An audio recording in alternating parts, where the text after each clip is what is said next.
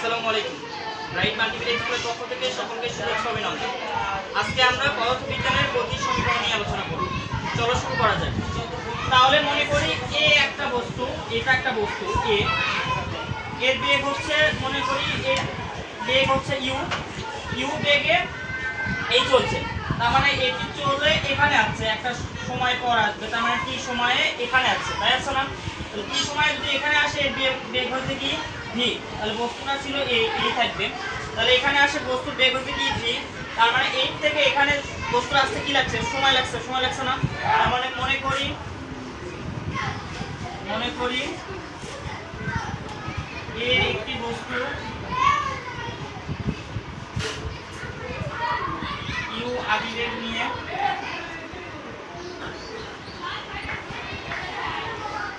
টি সময়ে ভি বেগে প্রাপ্ত হবে। আচ্ছা, তার আগে এখান থেকে এখানে আছে, তার মানে এখান থেকে কিছু দূরত্ব অতিক্রম করছে না? এই দূরত্ব অতিক্রম করছে, তার মানে এখানে একটা ত্বরণ হয়েছে, বেগ বৃদ্ধি পাইছে। বেগ যেহেতু পরিবর্তন হয়েছে, বেগ কি হয়েছে? পরিবর্তন। যখন বেগ পরিবর্তন হয় তখন সেটা ত্বরণে চলে। কিসে চলে? ত্বরণে। মনে রাখতে হবে বেগ যখন পরিবর্তন হয়, ইউ থেকে কি হয়েছে? ভি হয়েছে। ইউ থেকে যখন ভি হবে তখন বেগের পরিবর্তন হয়। আর বেগের পরিবর্তন হয় কিসের মাধ্যমে? ত্বরণ যদি না থাকে সেখানে কখনোই বেগের পরিবর্তন হয় না। ত্বরণের কারণে বেগের কি হয়? পরিবর্তন হয়। তার মানে কি এই সময়ে এ সুষম ত্বরণে এস দ্রুত অতিক্রম করছে। কোন দ্রুত অতিক্রম করছে? এস দ্রুত। তার মানে ভি বেগে প্রাপ্ত টি সময়ে এ সুষম ত্বরণে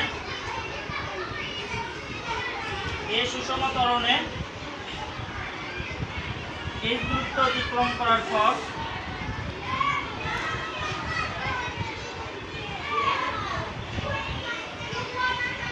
ভি বেগে প্রাপ্ত হইল।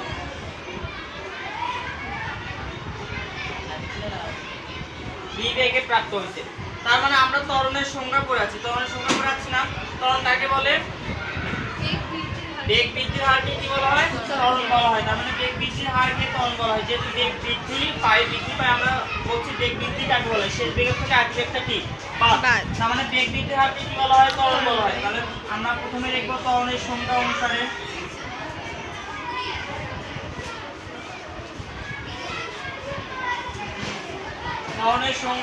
আমরা কি পাইছিলাম? ত্বরণ ইকুয়াল বেগের পরিবর্তন বাকি সময়। তাহলে বেগের পরিবর্তন মানে কি? ত্বরণকে কি দ্বারা প্রকাশ করা হয়? কি? তাহলে বেগের পরিবর্তন মানে কি? শেষ বেগ থেকে আদি বেগ বিয়োগ। তাহলে শেষ বেগ ভি মাইনাস ইউ ডিভাইডেড কি? এখানে আমরা ত্বরণের সংজ্ঞা অনুসারে একটা সূত্র পাইছি, এটা আগেও আমরা পড়েছি ত্বরণের সংজ্ঞাতে।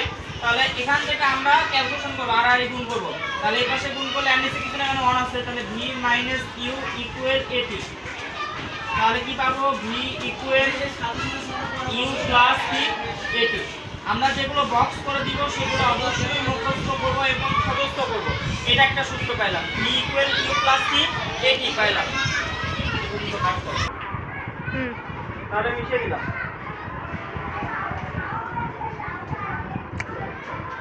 এটা কিন্তু মনে রাখতে হবে যেটা পাইলাম। তাহলে আমরা যদি সমবেগে চলে, সমবেগ মানে সবসময় যদি একই বেগে চলে, এটা যদি একই বেগে চলে, আমরা বেগের একটা সূত্র পাইছিলাম, বেগ বা দূরত্বের একটা সূত্র পাইছিলাম, বেগ সমান দূরত্ব ভাগ কি সময়, দূরত্ব ভাগ কি সময়। তাহলে আমরা এটা যদি সমবেগে চলে, তা গাড়িটি যদি কি বেগে চলে বা বস্তুটি যদি সমবেগে চলে, যদি সমবেগে চলে তখন গড় বেগ বের করতে হবে। কেন গড় বেগ বের করতে হবে? কারণ আমরা জানি দুইটা বেগের হচ্ছে যোগফলকে দুই দ্বারা ভাগ করলে আমরা কি পাবো? গড় বেগ পাবো। তার মানে সব সময় একই হবে, সবসময় কি হবে? একই। তাহলে গড় বেগকে ভি দ্বারা প্রকাশ করা হয়, বড় হাতের ভি।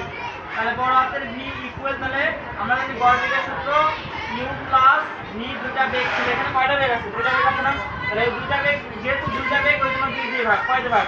দুই দিয়ে ভাগ। গড় বেগ। তাহলে আমরা পড়ে আছি সমবেগের ক্ষেত্রে দ্রুত ইকুয়াল বেগ গুণন সময়, বেগ গুণন কি সময়। তাহলে আমরা এইটা পড়ে আছি এস ইকুয়াল ভিটি, যেহেতু এটা বড় হাতের ভি। তাহলে s এর জায়গায় s ইকুয়াল v এর জায়গায় v মান বসাবো। v কি বসাবো? মান। v মান কি? u plus v divided 2 into t। এটাও একটা মনে রাখবো। তাহলে s ইকুয়াল v এর জায়গায় আমরা কিসের মান বসালাম? v কি বসালাম? মান বসালাম। বড় হাতের v s ইকুয়াল vt। এটা মনে রাখতে হবে সমবেগের ক্ষেত্রে। সমবেগের ক্ষেত্রে কি হয়? s equal vt। সমবেগের ক্ষেত্রে টেনসের ক্ষেত্রে সমবেগের ক্ষেত্রে s ইকুয়াল vt। এটা মনে রাখবো সমবেগের ক্ষেত্রে।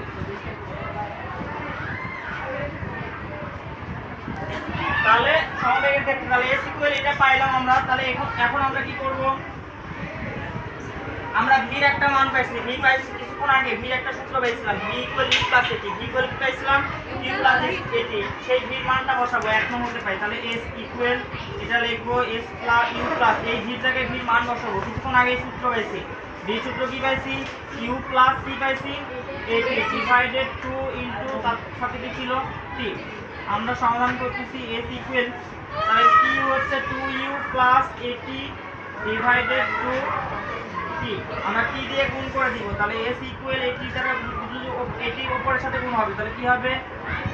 2ut প্লাস at স্কয়ার কি হচ্ছে? at square divided 2। এখন 2টা সবার নিচে ভাগ করে দিব। তাহলে 2ut divided 2 plus at square divided 2 এরপরের লাইন। তাহলে s ইকুয়াল এই 2 কি হয়ে যাচ্ছে? কাটা যাচ্ছে। তাহলে কি থাকে? ut প্লাস এখানে কিছু নাই, তার মানে এইভাবে লিখবো হাফ at স্কয়ার। এটা একটা সূত্র। এটা যখন সুষম ত্বরণ বলবে, সুষম ত্বরণ বা সমত্বরণ, সুষম ত্বরণ বা কি সমত্বরণ বলবে, তখন এই সূত্র ব্যবহার করব।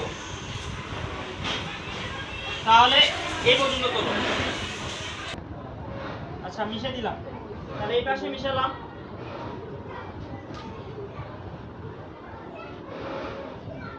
এইটুকু রাখি। তাহলে আমরা প্রথমে একটা সূত্র পাইছিলাম। কি পাইছিলাম? আবার ওখান থেকে যাব। প্রথমে একটা সূত্র পাইছিলাম কি? v equal u plus at। এখন উভয় পাশে বর্গ করব। উভয় পাশে কি করব? বর্গ।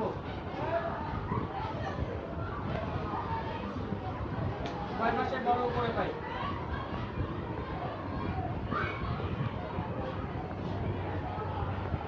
তাহলে v স্কয়ার ইকুয়াল এখানে সূত্র হলো a plus b whole square সূত্র। a plus b whole square সূত্র কি? a square plus 2ab plus b square. তাহলে b square equal u square plus 2uat plus এটা করলে কি হবে? Square b square. তাহলে b square equal u square plus এখান থেকে আমরা কি কমন নেব? এটার মতো বানাবো ut হাফ at স্কয়ারের মতো এটাও বানাবো। তাহলে ut কে রাখতে হবে। তার মানে 2a কমন নেওয়া লাগবে। কি নেওয়া লাগবে? 2 এর মধ্যে আছে কিন্তু এর মধ্যে তো নাই। তার মানে এখানেও 2 বানাবো। তাহলে 2uat প্লাস এখানে তো a square t square 2a square t square কে 2 দিয়ে ভাগ করব। কোনো সমস্যা আছে? 2a স্কয়ার t স্কয়ার কে 2 দ্বারা কি করব? ভাগ করব। তাহলে 2 কাটে গেলে আগের লাইনে হবে। আমরা শুধু প্রমাণ করার জন্য এখান থেকে 2a কমন নেব। 2a কি যাচ্ছে? কমন যাচ্ছে। তাহলে 2a কমন গেল। তাহলে থাকে কি? ut কি থাকে? ut প্লাস এই 2a গেছে। তার মানে এখানে কি থাকে? এখানে হাফ থাকে আর কি থাকে? উপরে থাকে a আর একটা কি থাকে? t square. দেখো এখান থেকে 2 গেছে আর a গেছে। 2 গেছে আর কি গেছে? a গেছে। তাহলে কি থাকে? উপরে কিছু না, মানে 1 ডিভাইডেড 2 থাকে আর কি থাকে? এখান থেকে একটা a গেছে। তার মানে a থাকে আর কি থাকে? t স্কয়ার থাকে। তার মানে আমরা পাইলাম এখন v square equal u square plus 2a এটার আমরা মান পাইছিলাম। এর মান কি পাইছিলাম? এটা সমান সমান কি পাইছিলাম? s। এটা সমান সমান কি পাইছিলাম? at plus half h square. তার মানে এর পরিবর্তে আমরা কি লিখতে পারবো? s। তাহলে v square equal u square plus 2s এটা একটা সমীকরণ। বোঝা গেছে? চলো তাহলে আমরা গতির সমীকরণগুলো শিখলাম। গতির যেগুলো সমীকরণ শিখলাম সেগুলো একসাথে লিখি আমরা এবার।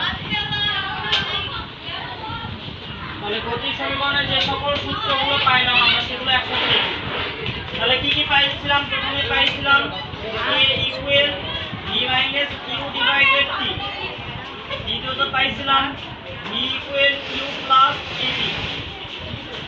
তৃতীয় সমীকরণ পাইছিলাম s ইকুয়াল vt। চতুর্থ সূত্র পাইছিলাম s equal qt plus half at square.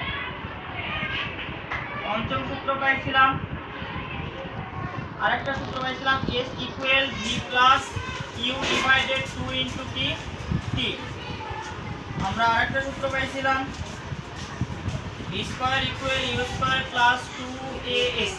এই কয়টা সূত্র মনে রাখলে গতির যত গাণিতিক সমস্যা সবগুলো আমরা সমাধান করতে পারবো। একটা কথা মনে রাখবো, যখন সমবেগ বলবে তখন এই সূত্রটা ব্যবহার করব সমবেগের ক্ষেত্রে। এইটা সুষম ত্বরণের ক্ষেত্রে দূরত্ব নির্ণয় করতে বলে সুষম ত্বরণ বা সমত্বরণ যেটাই লেখা থাকে। তাহলে আমরা এই পাশের গুলো আমরা আগেও পড়ে আসছি, তারপরেও একবার করে লিখে দেই। এ মানে কি? এ মানে আমরা জানি ত্বরণ। এ মানে কি? ত্বরণ। ভি হচ্ছে শেষ বেগ। ভি বলতে কি বোঝায়? শেষ বেগ। ইউ হচ্ছে আদি বেগ। টি হচ্ছে কি? সময়।